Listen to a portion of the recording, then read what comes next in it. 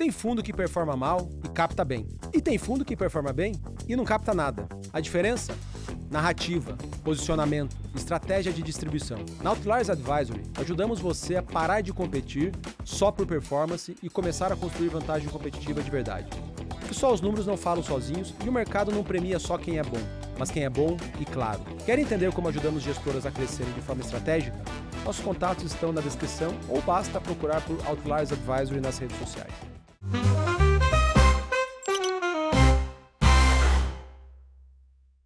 Bom dia, boa tarde, boa noite. Bem-vindos a mais um episódio do Second Level. Na verdade não é mais um episódio diferente. Duplamente especial. Primeiro porque eu tenho aqui o meu grande amigo Thiago Salomão para me ajudar com as perguntas. Tudo bom, Samuca? Tudo bem. Parabéns pelo projeto, tô gostando muito. Obrigado por... E tô aqui pra ver se... por topar fazer junto. Esse episódio tá bem especial, tô muito feliz de estar aqui compartilhando esse espaço aqui, só com pessoas ilustres. Show, show. E hoje a gente tem também uma dupla muito especial aqui, que são os Luizes. Luiz Stuberger e Luiz Parreiras, da Verde. Luizes, obrigado por toparem fazer esse papo aqui com a gente. Obrigado pelo convite, é uma honra estar aqui. Obrigado, Samuel. Thiago, é um prazer estar aqui com vocês. Boa. E só um detalhe, acho que é o primeiro papo que eu faço com a Verde, que eu não tô com nada verde aqui, eu tô com inveja da meia verde do Luiz Parreiras. E a camiseta, né? Tradicional. A camiseta tradicional, né? Boa, boa. Mas eu vim com essa aqui, eu não sei se vai dar tempo de fazer na pauta, mas eu tô com a camiseta da Berkshire Hathaway. Saber que o Warren Buffett veio uma vez só pro Hemisfério Sul, né? Nem só pro Brasil, pro Hemisfério Sul, e Luiz Stuberger tomou um café da manhã com ele, né? Então foi... Aqui no Brasil? É verdade. Olha só. Foi um café da manhã na casa do Jorge Paulo Lemann. Aí, ó. Então Olha só, estamos que com alguém que... No Rio ou em São Paulo? Em São Paulo. E foi curioso que eu perguntei para ele quantas vezes você veio ao Brasil. Ele veio para o Brasil para a Olimpíada. Olha só. Agora, recentemente, eu li qualquer coisa. Que ele estava interessado em ver vôlei feminino de praia. Olha lá. Vai entender, né? Eu acho que dá para entender. Sensacional. E mais uns outros esportes. Mas ele me falou assim, não, você me fez a pergunta errada. É a primeira vez na vida, e não sei se ele veio de novo, que eu vim ao Hemisfério Sul. Oh, que coisa. Mal não fez, né? E durou quanto esse papo aí? Foi muito tempo ali? Você conseguiu trocar um papo com ele ali? Ou foi só... uns 45 minutos, Luiz. Eu tava também. Tava aí. Eu tive a honra de estar também. Sim, sobre a economia brasileira, creio que sim, né? Ele perguntou, assim, é meio maluco, né? Você tá numa situação, tem 50 mil perguntas que você quer fazer para ele, mas ele perguntou muito que tipo de empresa a gente gostava, como que a gente investia. Foi super interessante a conversa, assim, é incrível uma pessoa, né, sendo quem é, dele. Exato, assim, a humildade intelectual, super interessado no que a gente tinha lá para falar e tal, foi super interessante. Nossa, mas infelizmente durou pouco porque a gente não era os únicos que né, então teve lá, ele conversou com algumas outras pessoas depois da gente, então a gente teve lá um tempinho e depois... Entendi. Pô, que da hora. Mas não estava na pauta, mas dado que você puxou isso daí, que você comentou humildade intelectual, eu queria começar por aqui, Luiz. Os primeiros 19 anos do Fundo Verde, né, entre 97 e 2015, foram excepcionais. Foi um retorno anualizado ali de CDI mais 13 ao ano, mais ou menos. Foi 28% ao ano contra um CDI de 15, mais ou menos. Foi um retorno espetacular, né? E o que tentando voltar aqui para o passado, né? Você se teletransportando lá para final de 2015, que foi um ano espetacular da Verde, vocês deram acho que 28, 27%, né? Contra o CDI de 15, 13, não lembro. Era o auge do auge do auge da Verde. Deve ter tido muitas cascas de banana pensando em, puxa, eu não erro, os primeiros, acho que até 2008, a Verde não teve nenhum ano abaixo do CDI, e muito menos negativo, né? Então, é muita coisa positiva ao mesmo tempo, e nós somos seres humanos, é muito fácil achar que a gente é bom, que a gente não erra. Quais foram as armas que você usou contra você mesmo, contra o seu ego, para se manter humilde, né, intelectualmente? E as que você usa até hoje, né? Não sei, se é uma resposta difícil de se manter humilde intelectualmente. Você fazer o que gosta, e você acreditar que por mais que você tenha sucesso acumulado, o mercado é sempre difícil, você não deve subestimar os mercados. Você não deve achar que só você é inteligente e o mercado não é. E um processo contínuo de análise de riscos e oportunidades. Talvez se eu pudesse voltar atrás a esse período, o que eu poderia dizer? Os mercados eram muito menos arbitrados do que hoje. A informação ela era disseminada de uma maneira muito inferior àquela que ela é hoje. A liquidez é muito maior, a quantidade de players que você tem no mercado é infinitamente maior. Então, naquela época, você tinha situações, por exemplo, de que tanto a bonança quanto a desgraça elas eram catapultadas de uma maneira imensa, né? Quer dizer, por exemplo, você teve o ano da eleição do Lula, né? Por exemplo, quer dizer, aí o dólar foi para 4, né? O que seria tipo 8,5 hoje. Uhum. Então, assim, você não veria mais uma coisa dessa hoje, você entende? No mercado, quer dizer, esse Movimentos tão abruptos. o mercado seria muito mais arbitrado e muito mais players iriam impedir que isso acontecesse, né? E além de tudo, vamos dizer, a gente não podia operar no exterior. Uhum. E o fato de você não poder operar no exterior e o mercado brasileiro, vamos dizer, ser blindado, né, e fechado,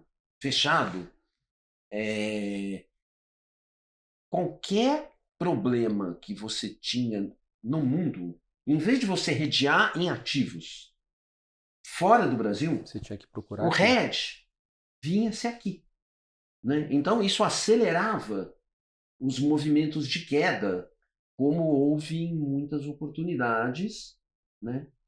Agora, dito isso, digamos assim, as oportunidades que fizeram o Verde performar muito bem, né, como foi a Maxi em 99, a volta do eleição mercado, Lula, 2003. em 2002, a volta dos mercados em 2003 a 2010, foram trends seculares e relevantes, né? Então, eu diria assim, eu não tenho uma fórmula. Acho que isso explica um pouco. Eu diria assim, era mais fácil pegar esses movimentos. As oportunidades eram maiores. Boa.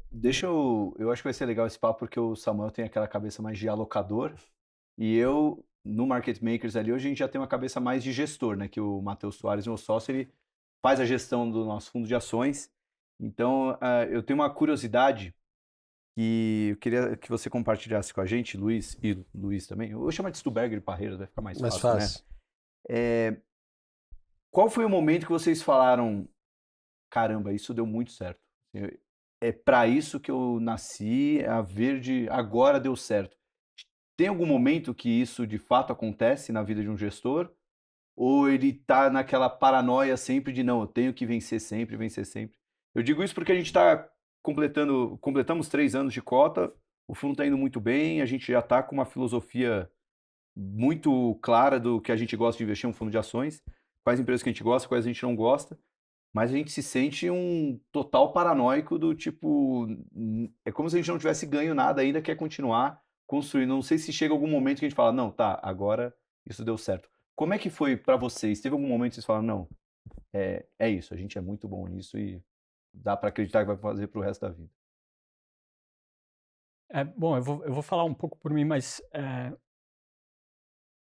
eu acho que o mercado, né, um pouco voltando à pergunta da humildade intelectual, o mercado é uma máquina de fazer a maior quantidade de pessoas possíveis estarem erradas a maior parte possível do tempo, né?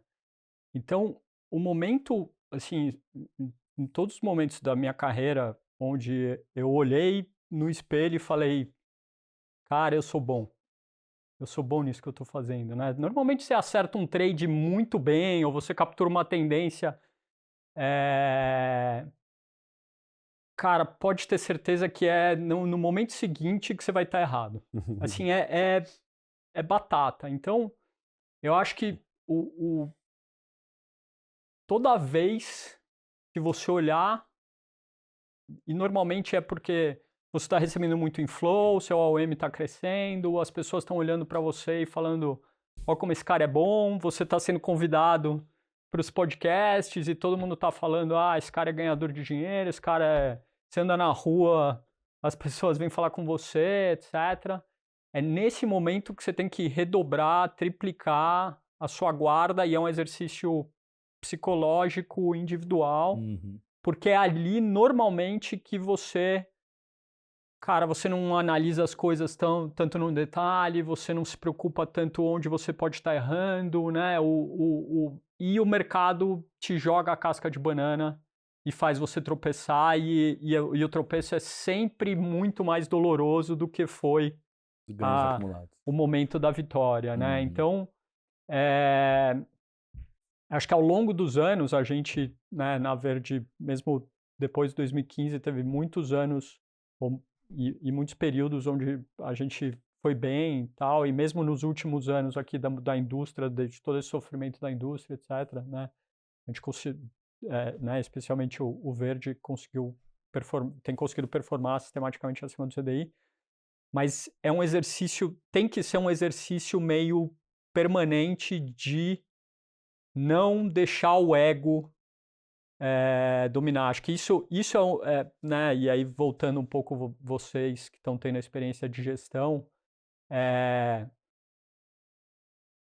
tem que ter um exercício permanente de não deixar o ego virar o ator principal, né?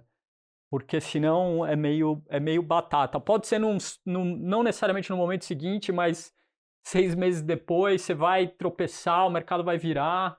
E normalmente tem essas coisas, assim, a gente está nesse momento agora, né, tava em voga o Michael Burry, por exemplo, né, o cara lá que ficou famoso. E é meio, assim, o mercado tem essa coisa de fazer os heróis e depois derrubar eles, né, e acho que quem fica muito famoso porque, né, quem matou a Moby Dick, né, o cara que foi lá e derrubou um grande trade e fez um grande retorno, teve um ano absolutamente fora, né, de qualquer esquadro em termos de resultado, etc., ele fica sempre buscando tentar matar a próxima Moby Dick, mas o mercado não é feito de... Assim, acontece algumas vezes na vida, e acho que o Luiz talvez seja Matou o maior várias matador de Moby Moby Dicks que tem no mercado, mas se você ficar sempre procurando a Moby Dick, você nunca está fazendo o trabalho que você tem que fazer no dia a dia. E o nosso trabalho de gestão é um trabalho de processo, de dia a dia, de pesquisa, de leitura, de estar construindo time, que aí emergem, né? Aí junta isso com o brilhantismo, né? E aí eu deixo o Luiz falar, mas junta isso com a fagulha, aí vira um negócio muito grande. Mas as pessoas normalmente só focam na Moby Dick e esquecem do trabalho do dia a dia, do processo, de quão difícil é construir isso, entendeu? E acho que com o tempo, né? E eu acho que ao longo do tempo você vai perceber isso, o processo é muito mais... É o que faz, é o que traz a distância, é o que traz a longevidade, entendeu? É estar lá todo dia. É a repetição, é o esforço contínuo, que não dá tanta mídia, né? Mas é o que cria perenidade, que cria relacionamentos profundos com os clientes, que cria essa capacidade de separar o risco do retorno, etc. Então é um pouco, sei lá, deu uma longa resposta aqui, mas, não, mas acho que é meio, eu iria por esse caminho. Assim, nem é legal, uma conversa que eu sempre tenho com o Mate, quando a gente vai falar do fundo, eu falo para ele, por enquanto eu sou o maior cotista do fundo ainda, então eu falo para ele, como o maior cotista do fundo, eu falo para você que eu só vou te cobrar quando o fundo tiver 10 anos de cota. Então daqui 7 anos a gente senta e conversa de novo. E olha que loucura, daqui 7 anos ele vai ter 38 anos. Então, o cara que já tá com uma cabeça ali... Muito bom. Já tá se desenvolvendo e tá indo muito bem. Mas, pô, gostei muito. É aquela velha máxima do your ego is not your best amigo, né? O ego, ele, nessas horas, ele não vai te ajudar muito. Na verdade, ele vai até te atrapalhar. Legal. Quer complementar alguma coisa, Luiz? Stuberg. Olhando assim, pelo meu lado, né? Vamos lembrar, assim, a minha origem é um pouco diferente da média da origem dos gestor de multimercado, Com certeza. né? Dado que eu vim de broker por muito tempo. De commodities agrícolas, de né, ouro. de ouro. Tive a minha década do ouro, que foi a década de 80. Depois passei a meio que gerir uma carteira de futuros para clientes. E aí, quando veio o Plano Real e saiu toda a regulamentação de multimercados, o Verde foi, acho que, o segundo ou terceiro multimercado a nascer, que naquela época nem chamava multimercado. Eu diria assim... Fundo de commodities? A gente... O Verde nasceu, eu pensei assim, eu vou pegar essa massa. Porque esse câmbio está muito errado. Caramba, isso já em 97. Em 97. Quando abri o fundo, eu falei assim, até por isso tem o nome Verde, né? Dólar. Vamos só relembrar o que eu já disse 300 vezes. Por que o nome Verde? Né? O verde é o verde do dólar, né? Da Maxi. O verde é o café, que no começo, quando o fundo era pequenininho, a gente fazia cash and carry de café, né? Com o CPR do Banco do Brasil.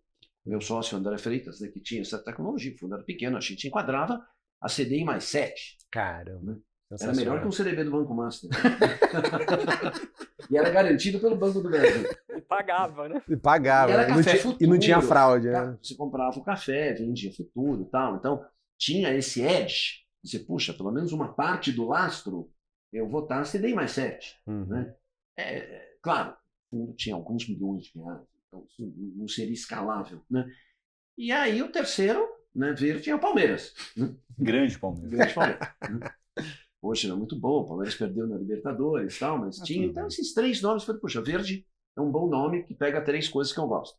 Mas eu estava obcecado por pegar mais, para esse negócio aqui não vai dar certo. Tinha mais gestores falando da Maxi na época? Ou Não você tinha. Você estava sozinho atrás dessa mão de Tinha poucos multimercados. Claro, os tesoureiros dos bancos estavam atrás. Mas gestor não tinha, né? Eram poucos e não tinha. Então eu falei, o problema todo é o market timing. Né? Porque você... Não, carrego naquela época. Você tem um histórico na vida de ganhar dinheiro com dólar real. Pagando carry, que é a história do verde, é muito incrível, porque normalmente você vai perder dinheiro. Se você ficar com CDI a comprado 20, em dólar 20 com e esse poucos. CDI, e o CDI na época era mais alto que hoje. Né? Muito mais. Mas o Brasil não tinha reserva, né? Enfim, era uma outra situação.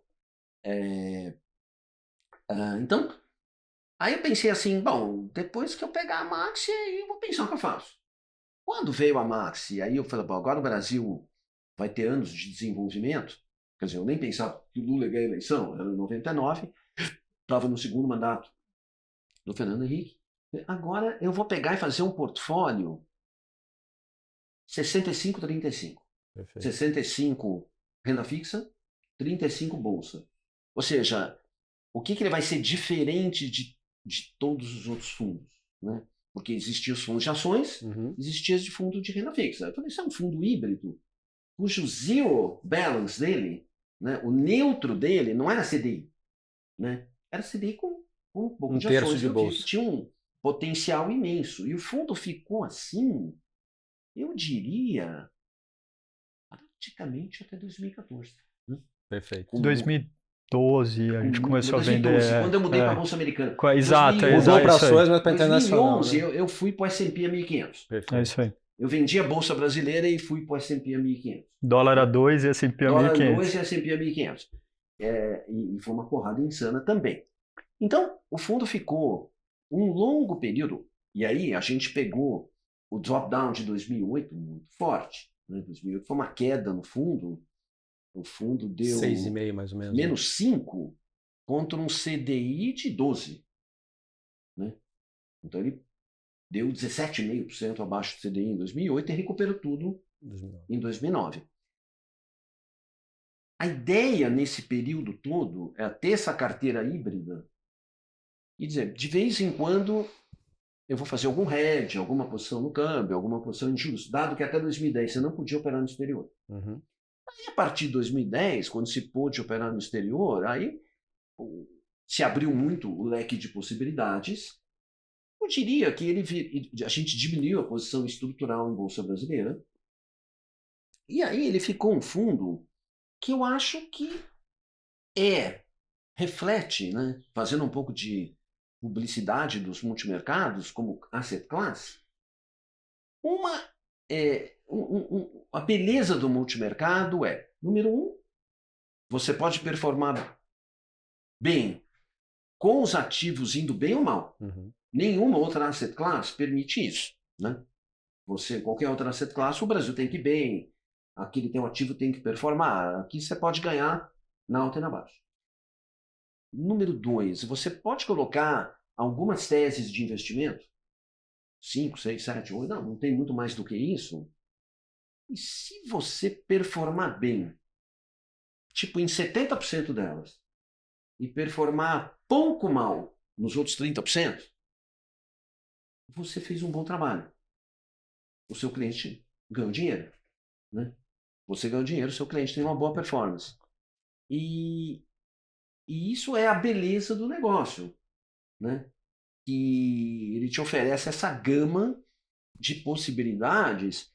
E lembrando de novo que o teu ativo, né, é ações, título público federal e treasury, na parte que está externa, supondo que a maioria dos fundos usam os 20%, que pode ter lá fora, alguns têm 40%. Então é um ativo em termos de risco de crédito muito bom. Uhum. Né? Claro, hoje a gente tem um pouco de crédito privado também, mas, digamos assim, quando você compara isso com os isentos, depois podemos falar disso, né, da competição com os isentos, que está por trás dos isentos, é uma outra proposta. Então, o fundo ficou já mais um fundo mais normal, mas sempre visando alocação de capital. Uhum. Sempre olhando uma alocação de capital em diferentes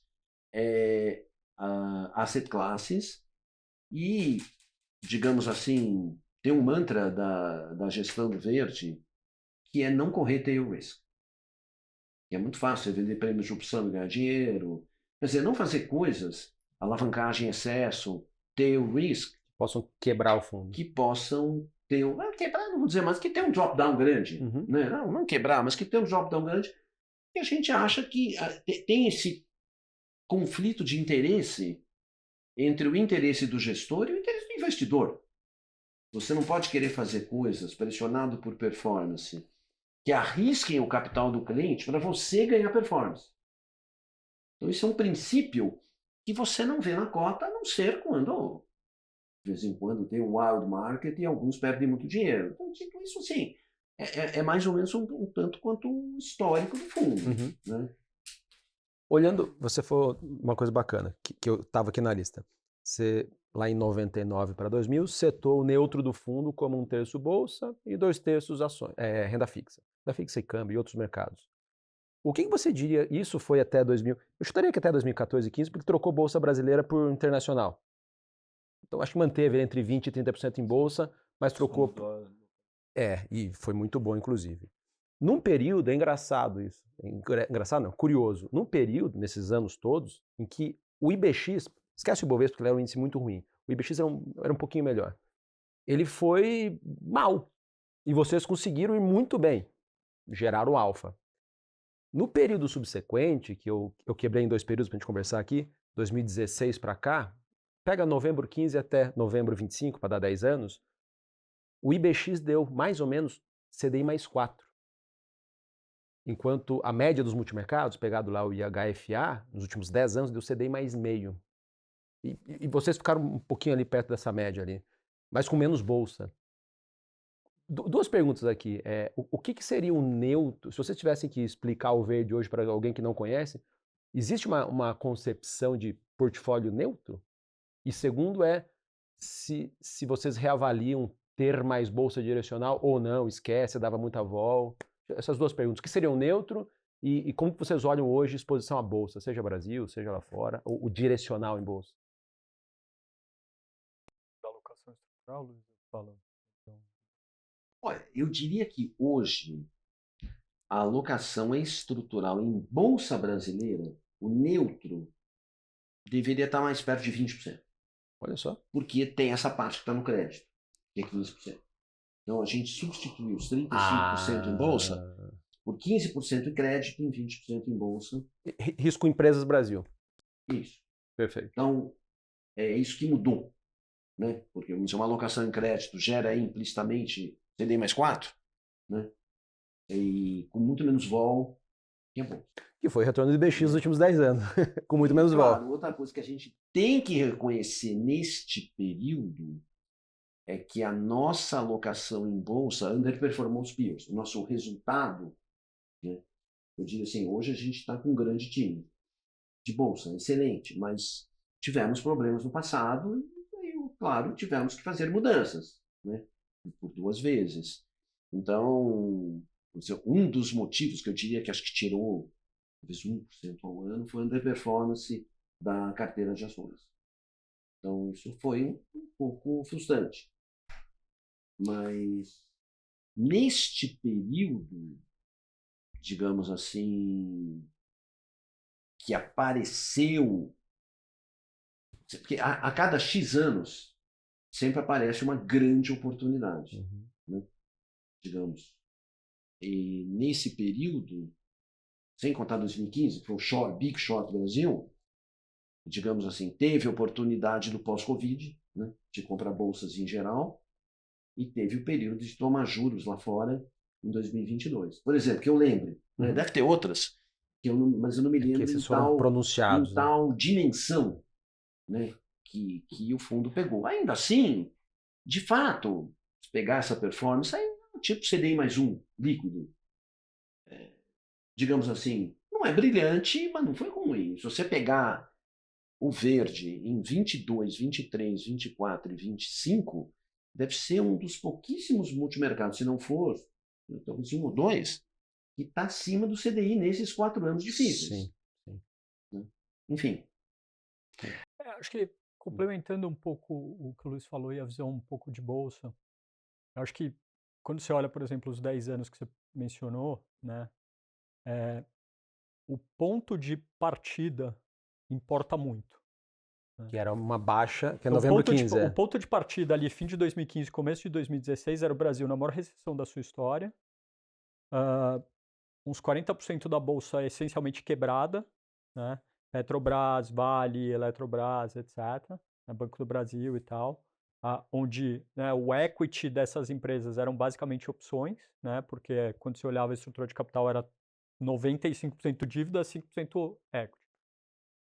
Com preço de commodity perto de lows cíclicos, né? Então foi quando teve a quebra lá da OPEP, em 14 em diante, então o petróleo tinha colapsado, o minério de ferro tinha vindo para, sei lá, 40, 50 dólares a tonelada.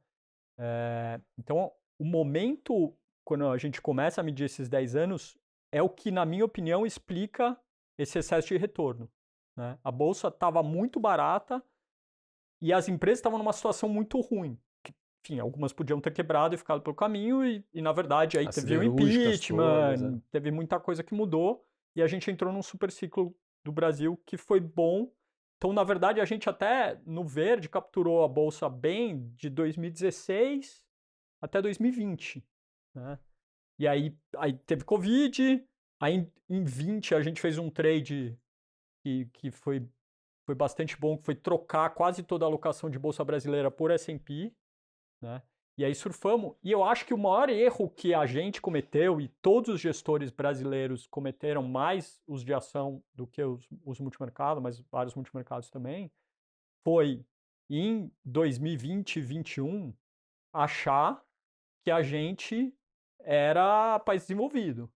Então, que dava para você pagar 30 vezes 2%, lucro por qualquer empresa que tinha algum crescimento e que estava tudo certo. Né? E, de novo, a gente, sendo intelectualmente honesto, a gente caiu nessa falácia, né? O juro é 2 tal, então você pode comprar empresa com tiro implícita de 6, 7 real, que vai ser bom, e você pode pagar 30 vezes lucro pelas queridinhas, porque na verdade não importa tanto o valuation, o que importa é se o management é bom, se o CFO é competente, se o M&A foi bom, exatamente. Então, a gente teve um ciclo no Brasil que, na minha opinião, quando a gente pega esses 10 anos que você falou e quebra ele, teve 5 anos bons e teve 5 anos muito ruim.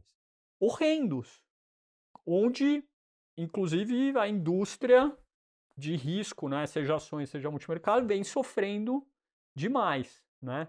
Então, hoje é interessante, e por que a gente está com uma alocação de bolsa, né, abaixo desses 20 que o Luiz mencionou, hoje a gente tem um pouco mais de 10, mais ou menos um pouquinho mais de 5 aqui no Brasil, um pouquinho mais de 5 lá fora. Por que a gente está abaixo? Porque o ponto de partida, particularmente na bolsa no Brasil, hoje não é tão interessante. O que o Brasil tem hoje, que lembra um pouco onde a gente estava lá em 2015, é um nível de juro muito alto. Tá?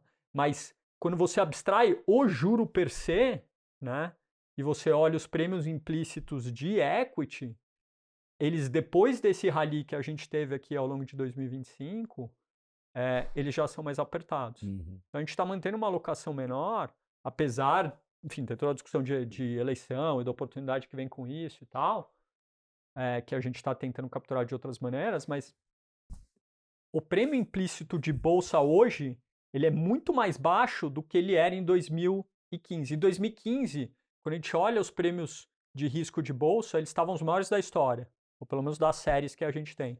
Hoje eles estão talvez os menores da história. Caramba. E o que é similar é o nível de juro, é curioso. Então, hoje talvez a oportunidade é muito mais no juro do que na bolsa. Era bem a conclusão que eu chego quando vocês falaram das janelas de oportunidade, né? Que o Brasil deu a janela de comprar bolsa, teve a janela de apostar nota de juros lá fora. Se o Brasil der uma janela de oportunidade nova, hoje vocês diriam que seria mais o juro do que na bolsa, né? Sim. Tudo mais constante. Tudo mais constante, o risco, o retorno parece melhor, mas se o juro for, a bolsa vai. Sim. E aí a gente vai de novo viver uma mini maluquice aqui, entendeu? Se enfim, tiver mudança eleitoral e entrar um governo que fizer uma lição de casa fiscal, etc., acho que vai ter uma queda muito forte do juro. E aí a gente vai achar de novo que o Brasil é país desenvolvido, que dá para pagar 20 vezes lucro em empresa medianamente boa e tal. Só para colocar isso em números, né? Você tem 2 jeitos de medir o valuation da bolsa hoje. Bolsa ex commodities, né? Quer dizer, você não pode dizer que o Ibovespa ex commodities é relevante, porque commodities é muito grande, né? Mas se você pegar como um exercício bolsa ex commodities, basicamente ex Petrivale, né? O resto é pequeno. Ela está, em termos de earnings yield, à luz do que você vê hoje, né? Do que você pode enxergar medido per PI da Bloomberg e tal, a 9,3, né? 9,2, 9,3, digamos, contra uma NTNB longa de 7,20. Então, tem aí menos do que 2% de equity risk premium. Okay? Que por essa métrica é baixo. 2015 era quanto? Mais de 5. Tá. Vamos lembrar que em 30 de dezembro esse número era 5. Hoje está abaixo de 2. De outro lado, se você mede pelo earnings yield puro, né?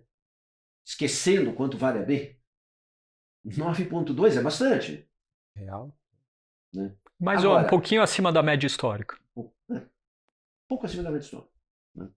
Porque, na verdade, a B, normalmente, a B longa nunca está 7,2. Ela está anormalmente alta. Podemos discutir por que o Tesouro vende nesse preço. O Tesouro é muito criticado por sancionar nas longas esse tipo de juro que está nas curtas, mas supondo que isso aqui não vai mudar e vai passar o ano de 26 inteiro dessa forma, é aquela história. A B vai fechar numa mudança de governo, a bolsa vai andar junto.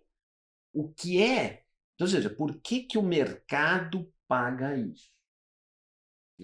Porque o mercado vê com uma mudança favorável de governo que os lucros podem dar um salto. Então, aquilo que eles podem ter uma descontinuidade para cima muito relevante num Brasil melhor governado. E aí você não tem métrica, você não tem número para dizer. Os números, você vê, mesmo aquela história, mesmo com este governo, mesmo com as dificuldades que tem de você ser empresário no Brasil, é aquela história, as grandes empresas, as que chegaram lá em cima, as que estão no Ibovespa, né, o problema do Brasil, e a pequenininha não consegue subir. Né? A média não consegue subir. Estão amassados com juro alto, com fiscal, com trabalhista, mas quem está lá em cima e vira monopolista e vira muito grande, então você tem aqui, este ano, 3 empresas, ao que eu lembre, que subiram 12% no dia do resultado do balanço, no dia da divulgação do balanço. E foi Sabesp, BTG, Nubank, quem mais? E subiram assim. Você não teve algumas. Então, você está tendo um ano de earnings surprise positiva. E o mercado começa a fazer conta que com juro mais baixo e com um governo melhor.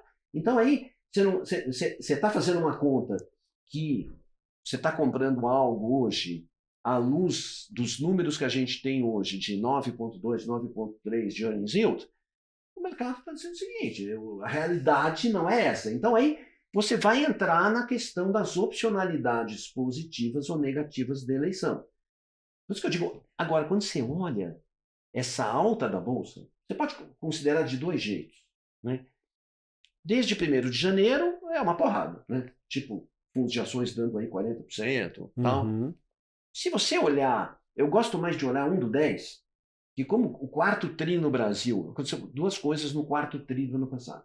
Primeiro tem toda essa questão do Trump trade, que 1 do 10 não era certo que o Trump ia ganhar a eleição. Né? Tipo, ele acelerou na última hora e depois veio esse Trump, todo trade de Trump, e que foi ruim para emerging markets, etc. E o Brasil teve aquele desastre de má comunicação do governo, etc. A gente teve aquele trimestre horroroso, que culminou com aquela saída de capital pavorosa em dezembro.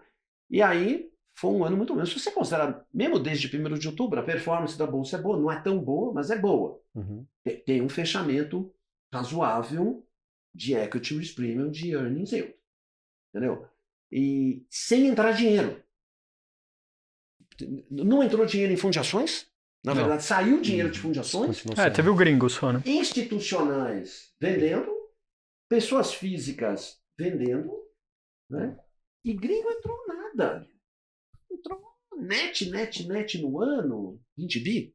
Não é nada. Sim, para fazer a bolsa subir 40%. Então eu fico pensando assim, e a hora que entrar o fluxo? Quer dizer, ela sobe, simplesmente alguém escreveu, 2 coisas foram escritas sobre isso que eu gostei. A primeira que foi o rally mais triste da história, né? Porque ninguém tinha.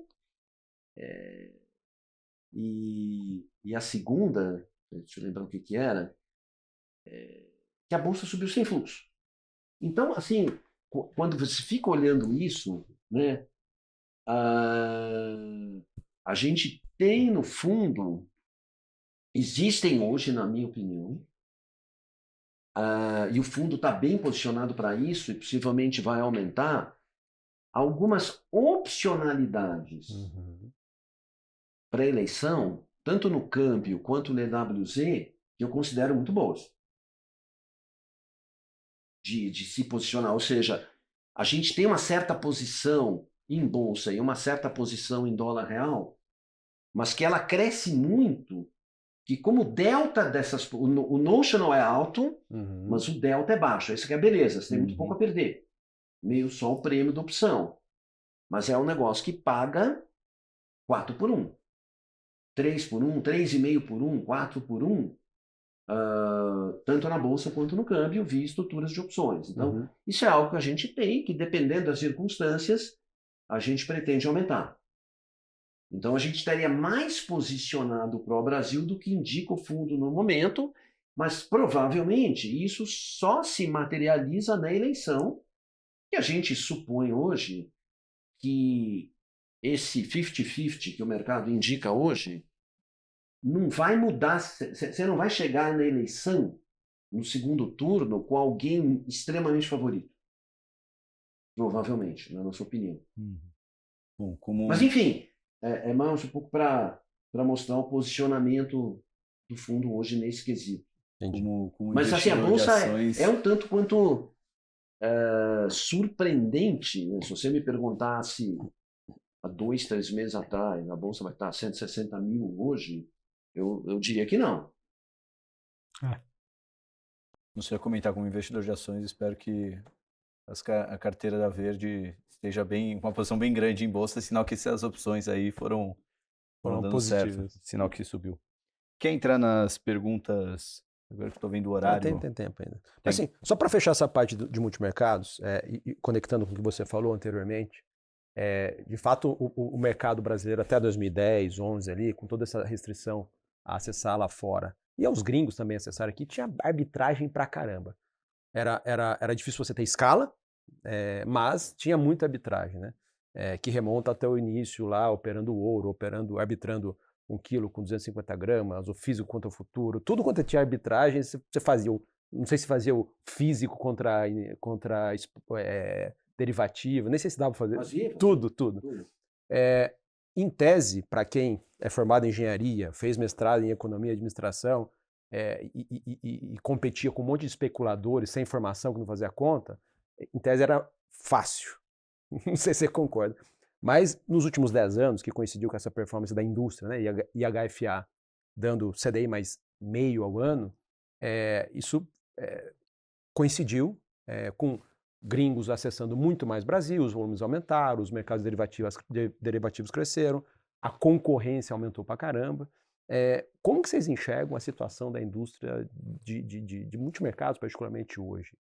É possível, a pergunta é para os dois, tá? Vocês acham que é possível, com o mesmo nível de risco que vocês tomam, entregar CDI mais 8, CDI mais 9, CDI mais 10 ao ano, que foi ali os primeiros 19, 20 anos do Verde, ou não, porque tem muito menos arbitragens hoje e a realidade é outra? Eu acho que, assim, o CDI mais 8, digamos, para pegar como um número, requer que você dê, a cada 2, 3 anos, você tem um ano de CDI mais 20.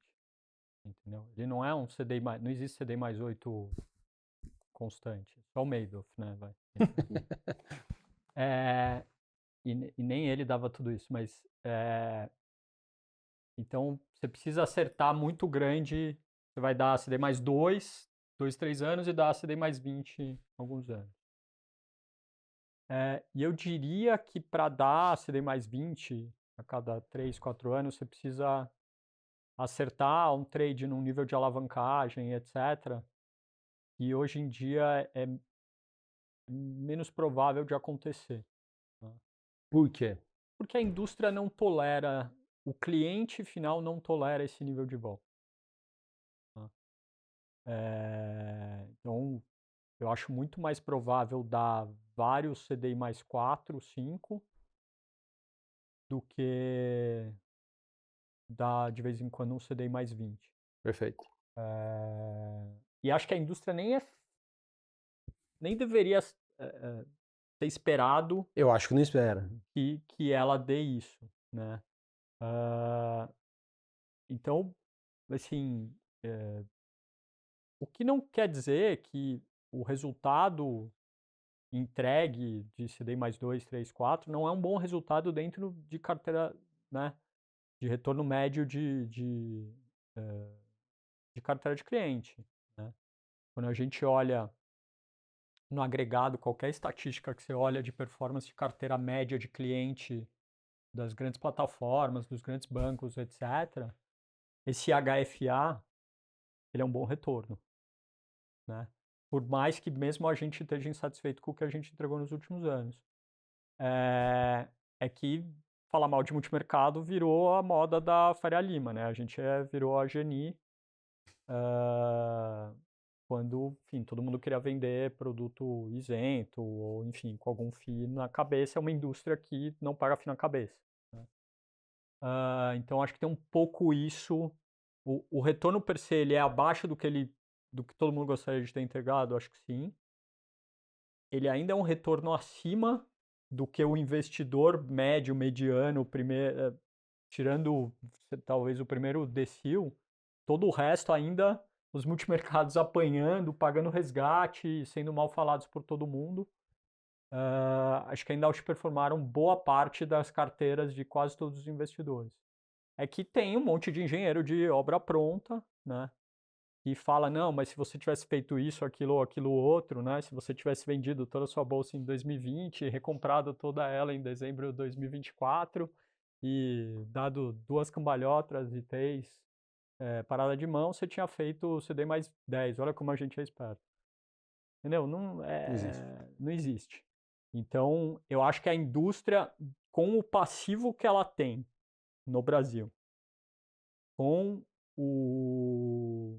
a expectativa que é colocada sobre ela, etc., eu acho que um excelente resultado é ela entregar em agregado CDI mais 3, 4. Quer complementar alguma coisa, Luiz? Fora isso, eu também acho que um target de CDI mais 4 é o que eu ficaria feliz, né, de entregar. Enfim, dito isso, também, obviamente, boa parte dos resgates, além da performance mediana da indústria, e se você pegar os anos de 21, 22, 23, 24, ela é abaixo do CDI. Né? Em 10 anos ela é ok, mas nos últimos... Nós somos uma exceção positiva. Sim, vocês estão acima do CDI, mas em 5 anos a média é abaixo do CDI. Não muito abaixo, mas abaixo. É o crescimento astronômico dos isentos. Você juntar essa uma indústria que era, sei lá, 19, 20, 500 milhões de reais, hoje é 2, 3, 700. Todo esse dinheiro sai de algum lugar. Buraco negro. Então, digamos assim, até que essa arbitragem tributária diminua, ou, digamos assim, o resultado, porque isento, né? Você vai dizer o seguinte, tem aí, você pode pegar as categorias, não sei, LCI, LCA de grande banco, que tem um tamanho razoável, que você pode considerar que não é risco de crédito, né? Que é uma LCA, muito baixo. LCA Itaú, Bradesco. 7, 8, bancos, e nem você comprar um CDBD, então, não, né? Não é... Hoje eles baixaram as taxas, mas até pouco tempo atrás pagavam 100% do CDI. Hoje baixou aí para 92, 93. Ainda assim é muito bom. Né? O resto é risco de crédito. E é risco de crédito, risco de execução, risco de duration, tem de tudo. E essa questão, alguém, né? Eu não estou aqui para olhar, eu não tenho esse dado, né? Para olhar o resultado da carteira de investidores, digamos, médios, com digamos assim, uma gama de isentos, né? Realmente é pior do que você imagina. Né? Uma outra coisa que deu errado, sei lá, você tem 5% num ativo que virou pó. Teve essas histórias recentes que a gente viu, né? Que virou pó. Ou se você pensar, a própria performance de quem comprou fundos imobiliários nesse período, a underperformance, que é uma categoria de isentos grande, é muito grande. Muito grande. Não estou falando aí de... Aí está dando 70% do CDI, 60% do CDI, do período que as pessoas compraram. Então, se você... Eu não vi uma estatística dessa, eu não vi esse número. O portfólio que todo mundo tem de isentos, ajustado a defaults e ajustado a underperformance de mesmo os ativos longos, né? Digamos, debêntures longas de infra, com essa taxa atual, vis-à-vis ao que foi comprado, né? Provavelmente o resultado não é tão bom assim. Mas as pessoas se sentem felizes com esses ativos. O IFIX deu nos últimos 36 meses 20%. O CDI foi 43%. Foi menos de 50% do CDI. Isso. Nos últimos 36 meses. O IFIX. Imobiliários. Se você pegar um índice de debêntures longas, o próprio IMAB. O IMAB foi mal também. Também foi mal. Então, se você olhar e ajustar o retorno dos multimercados, mesmo dando CDI, com tudo isso, e levando em conta que você tem ali título público federal e Treasury, na maior parte do patrimônio ajustado ao risco, ela não é tão ruim. Uhum. Mas, assim, as pessoas que têm debêntures incentivadas e que caíram, as longas, estão infelizes com isso? Não. Entendeu? Não. É que As pessoas têm... o Salomão falou uma As coisa pessoas em têm alguns fundo episódios. imobiliário tão infelizes com isso, depois que você ajusta a perspectiva, que você recebe aquele dividendo todo mês. Claro, tem fundos que diminuem o dividendo, que a vacância foi maior, que deu problema com o inquilino. Fundo imobiliário é isso, é muito bom, mas você tem aquela vida como ela é, os inquilinos mudam, aí você você tem que dar um ano de carência para o inquilino novo entrar, então você tem que comprar isso num preço descontado, porque você vai vender num preço descontado, Sim. e você tem que ter uma certa previsão, né? Quando você compra, você dizer, olha, a inadimplência é essa, etc., ou a vacância, enfim. Mas o resultado não é tão bom, mas as pessoas... O fato de você ter um multimercado, eu acho, tem aquela coisa assim, ele é uma caixa preta, a pessoa não sabe o que tem dentro, então ela só olha a cota. Perfeito. Enquanto que às vezes você está feliz com um determinado ativo que você tem, porque ele é seu, não é um... E tem alguma não é um tipo de black box. previsibilidade. O Salomão falou num Você sabe o papo que esperar recente. daquilo. Não, eu também tenho fundo imobiliário, eu sou humano, eu também tenho isento, eu também tenho fundo imobiliário, eu também perdi dinheiro. Mas no limite, quando eu olho assim, eu estou muito infeliz com isso, pouco infeliz, mas no limite, eu também não vendo, entendeu? Então, É que você consegue fazer não- conta de yield, por exemplo. o multimercado ajustado a essas questões, por mais que eles sejam isentos, ele não é pior. Uhum. Mas é uma questão da sensação. Uhum. Depois tem aquela questão, né, do glamour da Faria Lima. Quando tudo vai mal, você não tem raiva de um fundo imobiliário, mas você pode ter raiva de um gestor, né, que leva uma vida nababesca e o teu cliente perdeu dinheiro, entendeu? Mas você não vai ter problema com um CRA, um CRI, uma LCA. Você não personifica aquilo. Perfeito. Né? Então, eu diria assim, o mercado tem um misjudgment, claro, como tudo no mundo, teve sua bolha. Né? Aí começou a entrar muita gente, a indústria cresceu muito, não existe tanto talento assim, então está sofrendo um processo de ajuste natural de talento / capacidade e tamanho de mercado. Mas eu diria assim, que a gente está vendo talvez o pior momento. Daqui para frente, eu acho que na margem melhora. Boa.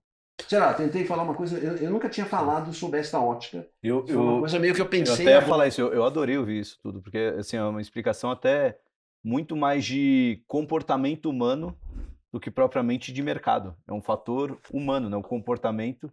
Às vezes o investidor quer botar a culpa em alguém, então é mais fácil botar a culpa no gestor do fundo que aparece no podcast do que na empresa que emitiu o CRA. Mas Exato. você ia comentar alguma Não, o coisa? que eu ia comentar é que você fez um papo recentemente com um gestor de bolsa, eu não lembro qual deles, eu não sei se foi o do ano passado, com o Otávio Magalhães, desse ano, que ele, como gestor, ele está olhando sempre a TIR real da ação. Só que a pessoa física não consegue fazer essa conta. Então, para ele, quando ele olha lá as ações caindo, ele não está olhando que o preço caiu, que o PL está em tanto. Ele olha também, mas ele olha, pô, a TIR real está 14, 15. Na NTN-B, você tem isso. Na debênture incentivada, você tem isso. No Exato. CRA, você tem isso. Então, acho que talvez tenha esse conforto emocional. Foi o Otávio Magalhães, que eu até Otávio. brinquei com ele. Falei, porra, então tem que fazer um lobby para a Bolsa para tirar a cotação das E ações, botar TIR real. coloca TIR real. Isso é uma afirmação que eu concordo 100%, é sensacional. Vamos supor que eu tivesse, qual é o melhor negócio no mundo no Brasil hoje? O melhor risco ajustado ao retorno é comprar a Belonga. Né? Então, digamos, a gente tem um pouco de Belonga, mas digamos que o fundo tivesse uma carteira grande de Belongas e a cota tivesse caído 10%. É uma cota que caiu 10%. Perfeito. Se você tem uma Belonga e a taxa foi de 6 para 8, É IPCA você mais fala 8. assim, ele está screaming on my face que é IPCA mais 8. Ela dentro de um fundo é só uma porcaria de uma cota que o gestor fez uma merda desgraçada e perdeu seu dinheiro. É isso, é isso. Essa é a diferença. Sensacional, é isso. E não, eu só estava pegando um dado aqui, quando o Stuberg falou a palavra arbitragem, ele falou no começo que vocês caçavam muitas arbitragens e isso deu muito dinheiro no começo da Verde. Hoje parece que a arbitragem mudou de lado, né? Porque até nesse lance dos títulos isentos e até o fato de ter a proteção da FGC, e o incentivo de quem oferece os produtos, né? Eu teve uma matéria essa semana que saiu sobre os CDBs do Banco Master, né? A XP foi a que mais teve investidores na plataforma dela, foram 26 bilhões. A segunda maior plataforma foi o BTG, que foi, aqui deixa eu achar, 6,7 bilhões. E depois o E Nubank teve 2,9 bilhões. Então, somando só esses três, a gente está falando aí de quase 40 bilhões, 35, 40 bilhões de reais que foram investidos só em 3 plataformas no CDB de um banco que, embora tenha estourado isso agora, há muito já se falava, olha, gente, veja bem, está pagando um CDB tão alto, pode ter algum risco, mas 40 bilhões de reais foram para lá. Então, buscando um pouco dessa simetria, né? Pô, eu tenho a proteção do FGC, o CDI já está tão alto, eu vou colocar lá e... Então... o problema, acho que o único que as pessoas esquecem é, neste caso específico, infelizmente, o crime compensa. Porque esses 40 bilhões de reais, o pessoal vai ficar 2 meses sem CDI, mas vai receber, né? O que todo mundo esquece é que tem, 1,5 tri a 2 tri de CRI, CRA, debênture incentivada voando aí, com risco de crédito. Aí não tem E FGC. não tem FGC. Exato. Se der errado, pergunta para quem era debenturista da Light. Pergunta para quem era debenturista da Americanas. O que aconteceu? Qual foi o recovery? Rodovias do Tietê também. Rodovias do Tietê que tá lá até hoje, esse negócio não tá resolvido, Pernambuco. entendeu? Então, o que eu acho que é o maior problema hoje da indústria, né, da indústria de investimentos no Brasil como um todo, é que a gente estava no lugar errado em 2021, quando o juro foi a 2. A indústria inteira e o investidor, todos os investidores, dos mais sofisticados, famílias ultrabilionárias, aos mais simples, que estão entrando no mercado naquele momento, eles se colocaram numa situação errada em termos de risco-retorno. Uhum. A carteira deles tinha muito ativo líquido, tava lá private equity, venture capital, não sei o que lá. Tava bolsa, muitos multimercados, tudo no preço errado, né? E hoje, a gente foi para o outro extremo do pêndulo, né? Onde você pega a carteira do investidor, do mais sofisticado ao mais simples. O que tem na carteira dele? 70%, 80%, 90% desses ativos isentos. Gente, pelo amor de Deus. Debênture incentivada hoje paga risco. No agregado, a indústria inteira paga retorno abaixo do título soberano. Como é razoável isso, entendeu? Se eu pegasse e pudesse dar um chute, quanto todo esse sistema de CRA, CRI, debênture incentivada, digamos assim, com exceção de LCA, LCI de grande banco, e fundo imobiliário que está bem descontado, né? Quanto essa indústria toda de CRA, CRI, debênture incentivada está tradando abaixo do que deveria? Uns 2% ao ano. Pelo menos uns 200 basis points. Né? Pelo menos 2% ao ano errado. Então, quando você tem um negócio de 10 anos, significa que você está comprando um negócio 20% errado. Se a qualidade do crédito é pior, a taxa tem que aumentar. Né? Ajustado. Quer dizer, 2% ao ano é muita coisa. Tem coisa de prazo curto, tem coisa de prazo longo. E uma hora esse problema vai aparecer. E o problema é que quando você não está sendo pago pelo risco que você está correndo, qualquer micro coisa que dá errado, e em crédito alguma coisa dá errado, algum dia ela dá errado, todo o seu retorno vai embora. Né? Então é essa coisa que porque as pessoas falam, não, mas a minha carteira de debêntures incentivadas não tem nenhuma Americanas. Gente, até a Americanas quebrar, ninguém sabia que ela ia quebrar. Entendeu? Pode até falar, Light, tinha lá um pouquinho, tinha. Uhum. Mas a Americanas quebrou, todo mundo achava, a empresa dos caras da 3G, tá, não vai dar problema. Não vai dar problema de crédito, entendeu? E do dia pra noite o negócio... Então, o problema, eu acho, da alocação de capital do brasileiro médio, né, seja dos nossos clientes ou do mercado inteiro, é que ela está tomando um risco para o qual ela não está sendo adequadamente remunerada. E por que ela não está sendo adequadamente remunerada? Porque todo mundo está nessa fantasia de que é melhor ter um prejuízo isento do que um lucro tributado. Entendeu? E virou isento, é a última chance de eu pegar um ativo isento na minha vida. Entendeu? Luiz, mudando um pouco aqui de assunto, as últimas eleições, eu lembro que você, nas suas entrevistas, tá, você falou, eu lembro de um headline lá no Valor, né? Poxa, Bolsonaro nunca mais vai ter meu voto, me decepcionei. E a pergunta aqui para você isso gerou muita crítica, não só a você, né? O Armínio Fraga se posicionou também explicitamente contra o Bolsonaro e vários outros grandes gestores e economistas. E isso gerou muita insatisfação de uma parte dos cotistas teus, dos cotistas dos outros fundos. Eu queria explorar contigo aqui e pegar a tua experiência. Poxa, se você se arrepende de ter falado, você, poxa, é livre, qualquer um pode falar o que quiser, mas como você é gestor, é como se você não pudesse ter opinião diferente do teu cliente, né? O quanto que isso te gerou de estresse, encheção de saco, a ponto de, nessas eleições do ano que vem, por exemplo, você fala assim, ó, jornalistas, não vou falar sobre política, ou você não, tolero as críticas e tá tudo bem, e vou continuar me expressando do jeito que eu acho que tem que me expressar. O que isso te mexeu na tua mentalidade sobre se manifestar ou não sobre cenário político?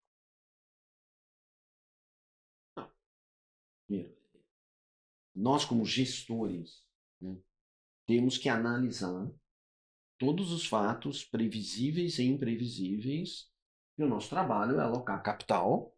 Então, obviamente, os imprevisíveis são imprevisíveis, os econômicos são os econômicos, mas aqueles binários, como eleição, né, a gente é obrigado a analisar, porque isso é o nosso trabalho. Então, a gente faz isso não por querer aparecer ou por querer causar, até que, nesse sentido, eu não sou muito de ficar causando, ou aparecendo, ou dando opiniões bombásticas. Eu não faço isso.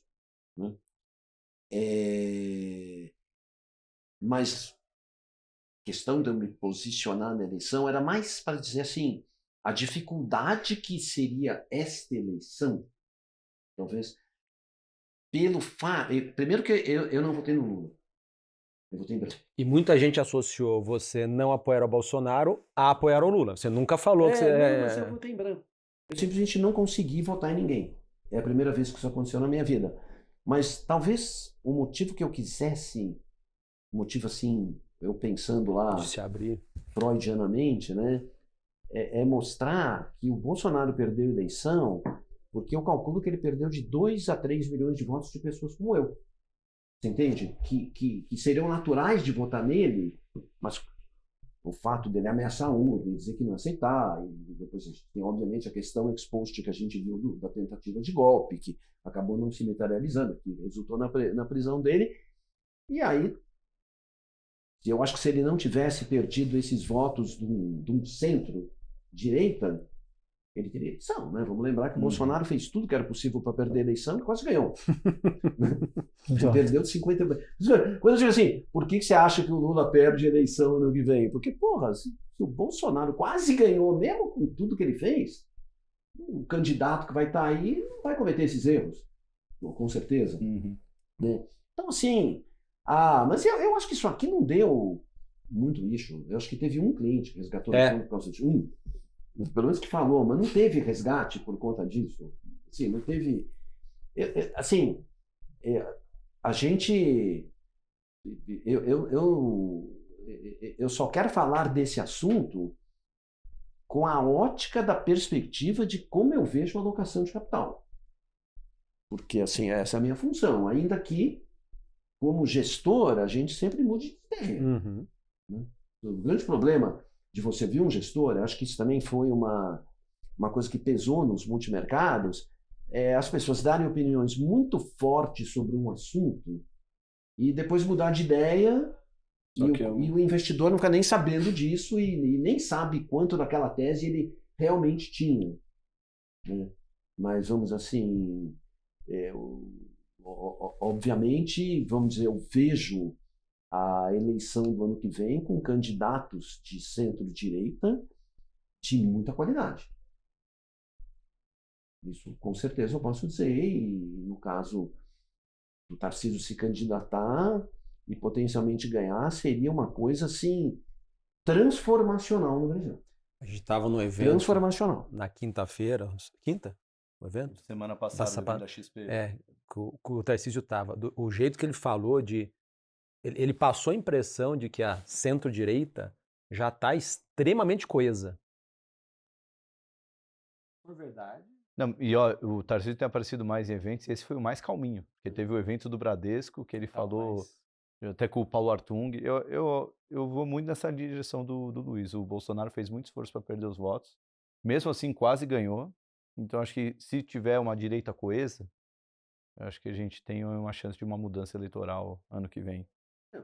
Dito isso, aqui, falando rapidamente sobre isso, eu acho que o mercado ele subestima hoje o lado negativo do Lula 4. Você acha que subestima? Digamos assim, o price action do mercado, né, ele é mais ou menos assim, se o Lula ganhar, primeiro que são os últimos 4 anos, porque depois não vai ter outro. Segundo, que vai ser mais ou menos parecido com o Lula 3. Não vai ser muito pior. Então, Você ouviu de um gestor que vai continuar morrendo aos poucos. Você Exato. acha que não é isso? eu acho que não. É muito pior. Que é muito pior que isso. Alguém escreveu. O downside, Foi o Rogério Xavier. é assim, o downside aí na bolsa é 10%, no câmbio é de 5% a 10%, e depois recupera. O Lula está aí, as empresas estão ganhando dinheiro, a bolsa está subindo, a economia está andando bem, a economia é resiliente com juros de 15%. Digamos assim, esse modelo, nós estamos chegando a uma dívida PIB perigosa, né? Vai partir no Lula 4, num eventual Lula 4, Bate na madeira. de 80% do PIB, e tendo que aumentar impostos de 30 a 40 bi por ano, para você ter um déficit fiscal de meio, né? Cumprir a meta Haddad, mas que é zero, mas que está fora da meta e que é crescente, né? Meio, 0,6, 0,7 negativo do PIB, para a dívida subir 4 pontos do PIB por ano. Caramba. Precisa de 30 a 40 bi de aumento de impostos por ano. Então, sim, isso vai ser para a sociedade, né? E aí você fica assim nessa situação que a gente já viu. O governo tem 150, 160 deputados de esquerda, mas consegue aprovar aumento de impostos, porque pressiona com o poder das emendas e pressiona no nós contra eles, ricos contra pobres. E o Congresso acaba tendo que votar. Votou quase tudo que o Haddad queria. Só não votou a 1.303, e na última hora houve uma articulação. Tirava a isenção dos fundos imobiliários, dentre outras coisas. Não ia tirar. A última versão não tirava de nada e subia o imposto dos multimercados de 15 para 18, inclusive lá fora. Era a pior coisa do mundo. Que podia acontecer para vocês. Né? Além de não tirar essa arbitragem fiscal, ia piorar em 3 pontos essa arbitragem fiscal. Mas assim, é isso que nos espera. Então, eu acho que o mercado, se você acha que o mercado dá valor presente não vai colocar, eu duvido. Então, eu acho que você tem aí um upside grande e um downside que não é do tamanho do upside, mas ele é maior do que eu acho que o mercado vê hoje. Eu acho que alguém escreveu recentemente, ou foi o Jambiage que escreveu no jornal, ou foi no nosso podcast com o Marcos Mendes e o Marcos Lisboa. Eu acho que isso, Luiz, deve ser porque quem é mais o economista de fato, que está só analisando as coisas, ele consegue ver isso com mais clareza. Acho que na Faria Lima, pelo menos, a gente sente um pouco daquele... É quase como se fosse um wishful thinking do... Se mudar, vai ser muito bom. E a indústria acho que está precisando de um ano bom, Sim. de maneira geral, né? Todos nós. E quer aproveitar 20, os minutos iniciais e falar de 20? Vamos ver, pergunta. Pode, não. O programa é seu. Bom, né? acho que, não, pô, tá aqui juntos. Acho que um assunto ultra relevante, né, nos últimas semanas, né, dia 6 de outubro, se não me engano, saiu o anúncio da operação, do deal entre vocês e a 20, né, a 20 comprando 51%, da Verde, tá assinado já ou não tá assinado ainda?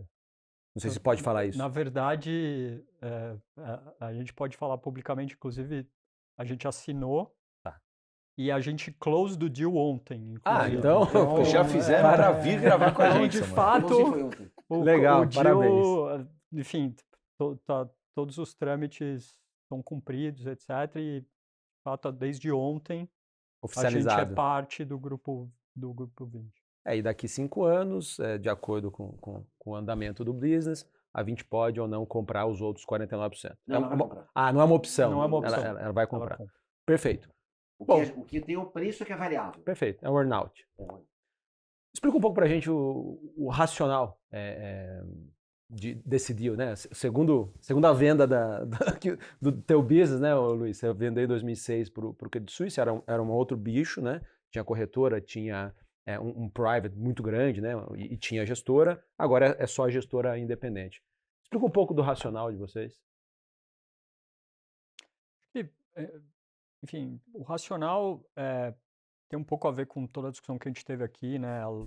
A gente viu muita mudança na indústria de asset management no Brasil nos últimos 5 anos, mas até num prazo mais longo, né? E como negócio, né, a gente já vinha diversificando, enfim, há vários anos, mas a gente acreditava que para a gente, né, conseguir continuar diversificando, continuar crescendo, etc., independente de ter que fazer uma aposta se o A ou o B vão ganhar a eleição, etc., né, a gente achava que fazia sentido estar dentro de uma plataforma mais ampla de gestão de recursos, né? E aí tinha um pouco, tem acho que 2 coisas que informaram um pouco por que a 20 e como que esse negócio se desenvolveu. É a lógica um pouco do tipo de passivo que a gente tem, né? O nosso cliente médio é um cliente ou do wealth ou das plataformas, né? E aí, se você faz um negócio com o banco A, o banco B, C, D e E ficam bravos com você. Se faz com o banco B, o banco A fica puto, o banco C e por aí vai, né? Então, você fazer uma transação desse tipo com uma das plataformas de banco ou similar a banco, nos parecia uma solução que até economicamente seria super atrativa para a gente, talvez, mas não seria a melhor solução para os nossos clientes, né?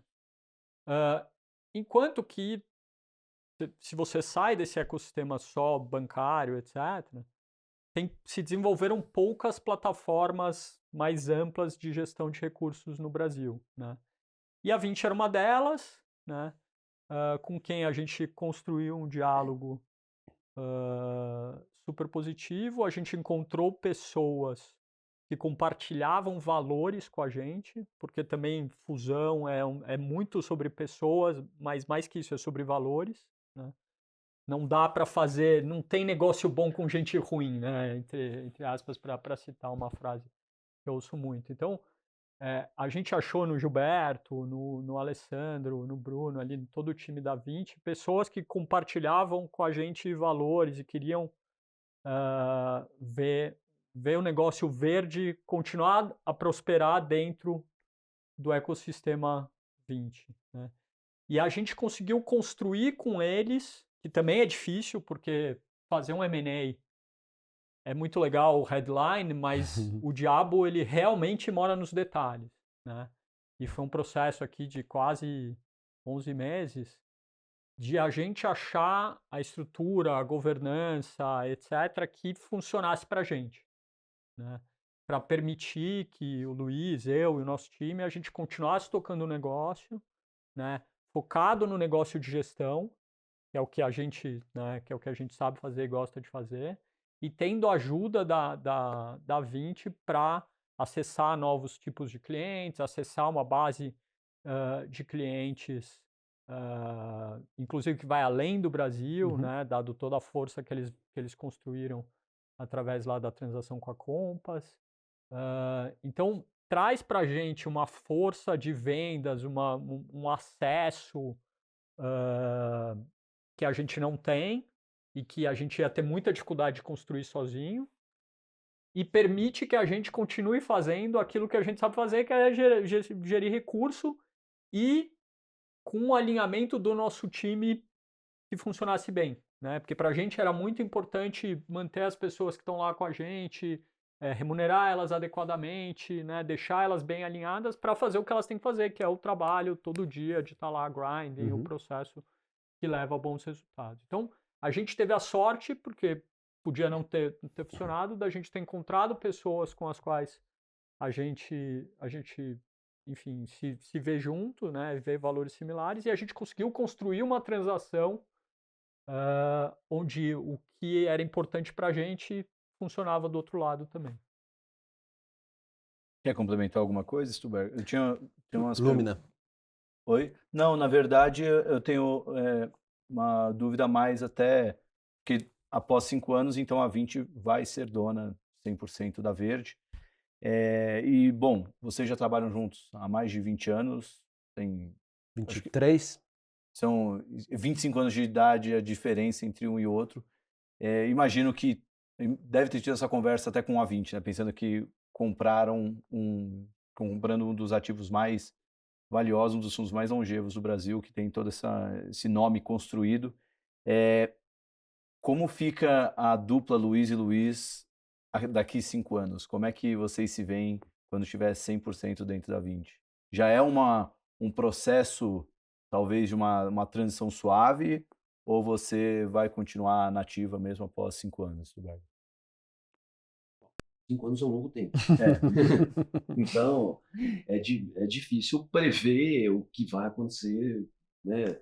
Depende, enfim, da evolução de como vai estar a indústria, como vai estar o mercado, se os impostos vão mudar ou não.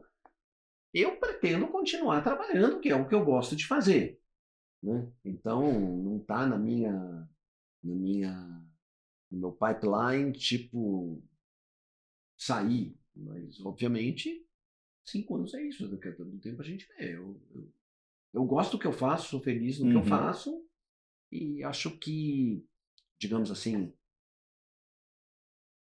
eu tenho estado nos últimos anos, já não é de hoje, mais focado na gestão do fundo. E menos no business. Dirigir a Verde como um todo, que aí tem um colegiado e agora vai ter um board que dirige e cuida de todos os outros assuntos. Então, isso me deixa feliz. Entendi. E eu estando feliz, eu continuo fazendo o que eu gosto e feliz da vida. É bem como eu identifico mesmo, porque eu imagino que, sei lá, o Stuber é o tipo de pessoa que se saísse da Verde certamente já está operando na casa dele ali, fazendo isso ainda, né? Então, talvez é uma decisão que até vai te deixar ainda mais focado dentro da gestão, que é o seu daimon, né? Aquilo lá que você acorda e dorme para isso, né? Ah, legal. Como fica a relação com o Lumina nessa transação? A Lumina continua sócia da Verde, né? Então, todo mundo está vendendo metade da sua participação, né? O Daniel Goldberg continua no board da Verde, né? Então, o board da Verde passa a ter os membros da 20, né?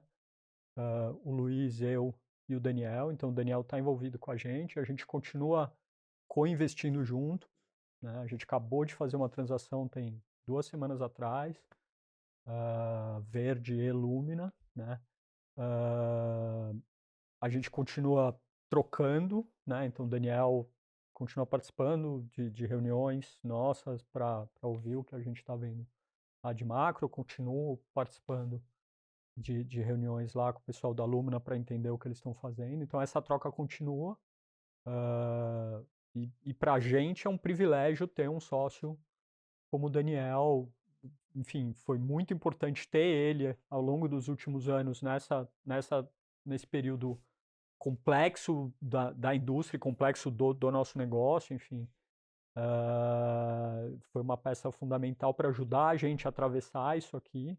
Foi uma peça importante nessa transação também e vai continuar colaborando com a gente no conselho da Verde.